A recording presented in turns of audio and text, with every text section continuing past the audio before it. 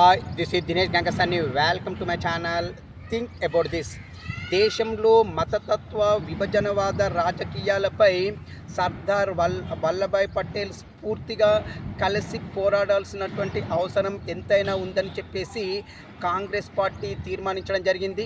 అహ్మదాబాదులో జరుగుతున్నటువంటి Congress party working committee సమావేశంలో Congress party ఈ తీర్మానాన్ని ఆమోదించింది.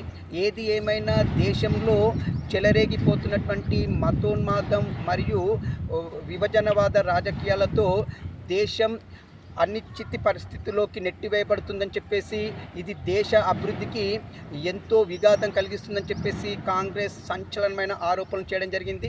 ఏది ఏమైనా నిజానికి కూడా దేశంలో ఈ మధ్యకాలంలో మతతత్వ మరియు విభజనవాద రాజకీయాలు అనేది బాగా పెరిగిపోయాయనేది నా అభిప్రాయం కూడా అండి. మరి మీ అభిప్రాయం కూడా అదే అయితే నాకు కామెంట్ రూపంలో తెలియచేయండి. ఇట్లు దినేష్ గంగసాని.